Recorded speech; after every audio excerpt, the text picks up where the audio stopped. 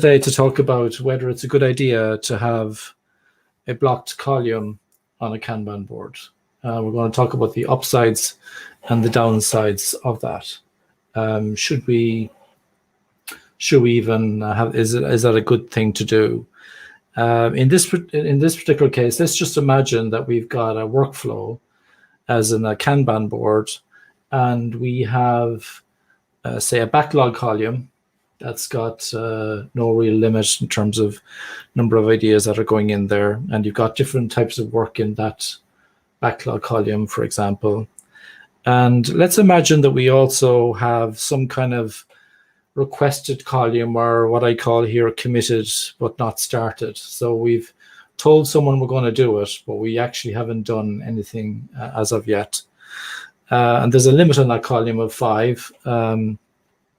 And imagine then that there were 3 in progress columns: in progress 1, in progress 2, in progress 3. And there was an overall WIP limit of 10 items within those 3 in progress columns. And then after that, imagine that there's a blocked column, which is unbound. There's no limit on it. And there are actually some items in that blocked column. And after that, you've got some kind of done column saying everything's ready to go to the customer and so on. And imagine as well that there's some kind of service level expectation. It's not an agreement, it's not a guarantee, some kind of service level expectation that we will deliver when an item starts, once it goes into the committed but not started column in this case, that it will get to the done state in 10 days or less. So imagining your started point is between backlog and committed but not started, and your finished point is between blocked and done here. So what would be some upsides to having a workflow that looks like that? And is the upside worth it? Are there more downsides? That's what we're going to talk about. There's a few problems with this workflow, and one of them you probably noticed straight away is that if you have a work in progress limit of 10 items in the in progress 1, in progress 2, and in progress 3 columns, but you've got actually no limit on the blocked column, then essentially your work in progress isn't as limited as you think it is. Because if we were to use the metaphor of driving down a road and there are roadworks on the road, and we have to use traffic lights because half the road is knocked out with roadworks, we will be running at least half the speed, even slower than that actually, because there's going to be some kind of delay with the traffic lights as well.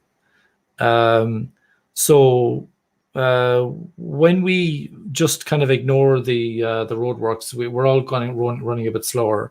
And so what can happen in this case is you have a situation where there's 3, let's say there's 3 items in the block column.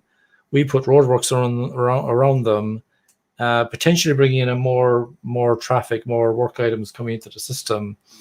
But is that really good for the system? Is it good overall for our predictability of cycle times? Not all of our work is predictable, but are we helping to improve the predictability of how long things take when we have blocked work in an unbounded column? That's one of the problems that I see with this. There's another issue as well, because on a Kanban board, typically you would have items going from left to right on the board. You might have items going up and down on the board as well, but the general flow tends to be, the typical board would show, an item moves from left to right. And so if, for example, you actually put an item into a blocked column, let's say it got blocked, I don't know, in progress 1, and you put it into the blocked column, I guess the idea is that when it gets unblocked, you kind of put it back to where it was, and it would continue with the in progress 1 work, and then we'll move on to in progress 2 and progress 3. That creates a problem from a Kanban measures point of view, because when we're measuring cycle time, how long does something take to get from the started point to the finished point? but you could have any number of starting points and finish points. So you could even have a starting point at the start of in progress 1 and a finish point at the end of in progress 1. Which cycle time should we measure? Is it the first time it went into in progress 1, the second time, the 10th time? How many times is it going to get blocked? And so there's a kind of a flow issue there in terms of how the work is moving. How clear is it to people, what's going on there in terms of, what good is it doing to our measures, our flow measures? There's another issue as well in that if we have a situation where an item is blocked in, say, in progress 1 or in progress 3, if you use a blocked column, if someone's walking by and just looks at that board, they really don't know where that item is blocked. They're not getting enough signal. They'll have to ask somebody what's going on with that. So we're losing some transparency when we have a blocked column. We're essentially raising our work in progress as well, because we're in this particular board anyway, they got a WIP limit on the in progress 1, progress 2, and progress 3. But the block column is unbound because I guess you could have a number of blocked items. You could fool yourself by saying you need to have a limit on blocked, but then all of the items in progress could get blocked. Actually, that's theoretically possible. So we're losing transparency. We're potentially raising a work in progress, and we try to reduce work in progress on purpose so that we can be more focused, so we can get some work finished. So it can be problematic for us to do it that way.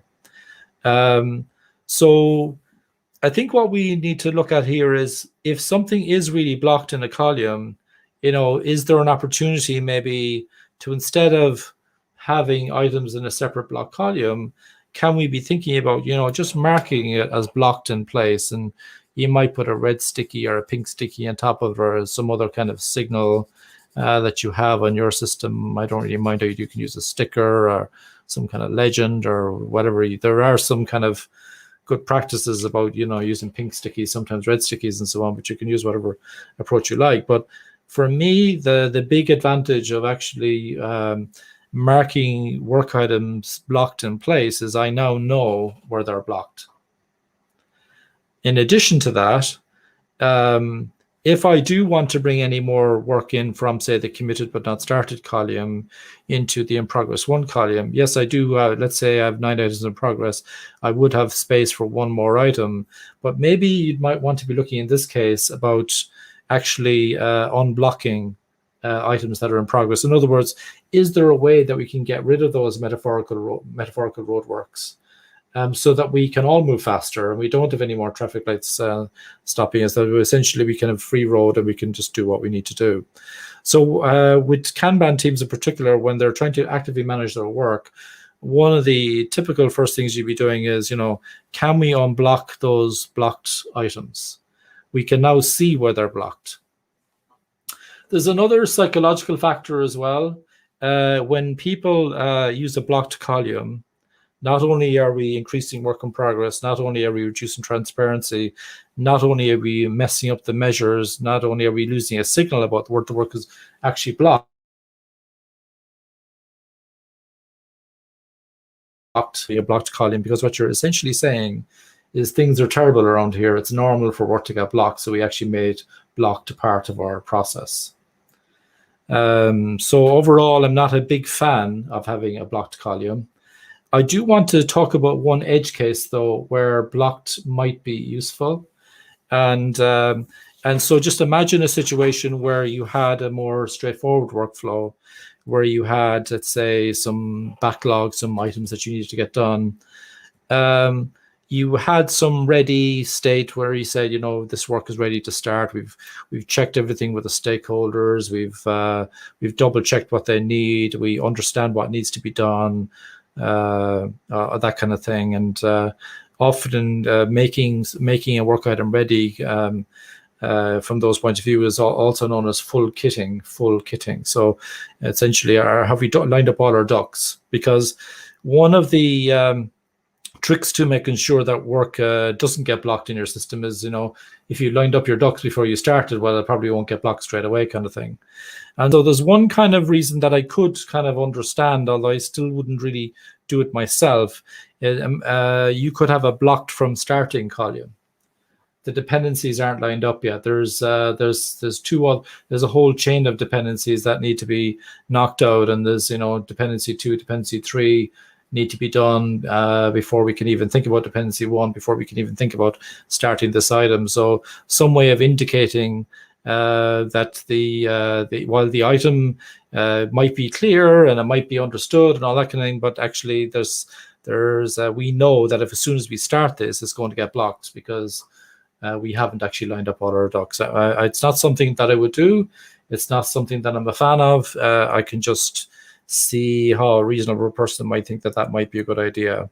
But I think this kind of practice is more useful for a kind of a dependency board rather than a Kanban board.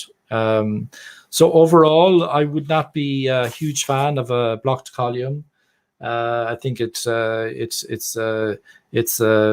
kind of a common thing that I see. It's one of the reasons why I got so involved in the Kanban community, because I was kind of getting fed up of seeing boards with blocked columns, saying how crap things are around here, increasing work in progress invisibly, reducing transparency, messing up the measures, reducing signals. I can't think of many good reasons for it, apart from a situation where, from a dependency point of view, we know that if we start this item and put it into the system, it's going to have problems straight away. So maybe we need to indicate before we start, so we don't waste lots of money. Maybe we need to line up our ducks. It depends on the context, depends on what you want to do. That's the only kind of good reason that I can think of. If you've got some other suggestions as well, be delighted to see those in the comments. Any questions, as always, just let me know as well.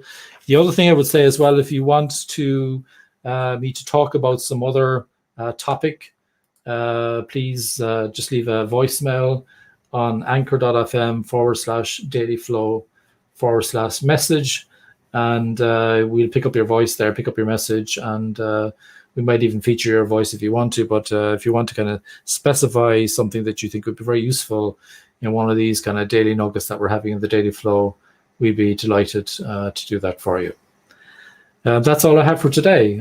Thank you so much. Have a lovely weekend, and talk soon.